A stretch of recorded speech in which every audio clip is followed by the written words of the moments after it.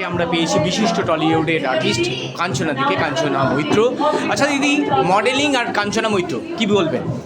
আমি তো জীবনে প্রথম শুরুই করেছিলাম সানন্দার মডেলিং থেকে।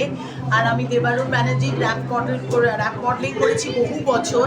তখন আমি কলেজে পকেট মানির জন্য করতাম এবং তারপরে আস্তে আস্তে আমি প্রচুর র্যাপ শোজ করেছি এবং ওখান থেকে আস্তে আস্তে আমি ব্রেক নিই গ্র্যাজুয়েশনের সময় এবং তারপর আমি আবার অভিনয় জয়েন করি।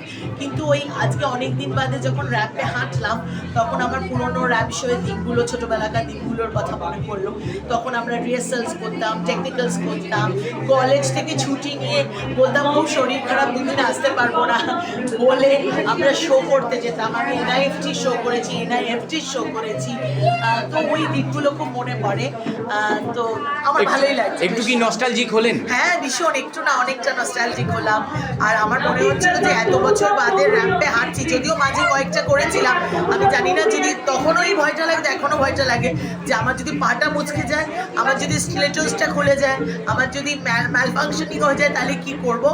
সেই ভয়টা যে ছোটবেলাতেও ছিল, এখন এত বৃদ্ধ হয়েছি এখনও আছে।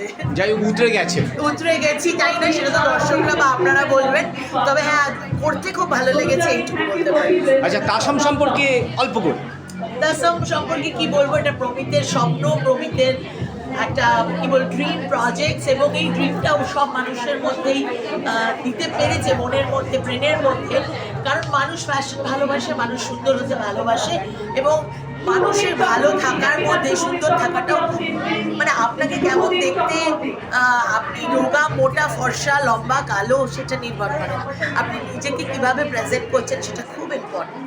তো আমার মনে হয় মধ্যবিত্ত থেকে উচ্চবিত্ত সকল মানুষের জন্য তাসাম আছে এবং প্রমিত সেটা রাখতে পেরেছে কোয়ালিটি ওয়াইজ এবং লুক ওয়াইজ। সেই জন্য তো প্রমিতকে আমার তরফ থেকে অনেক ধন্যবাদ।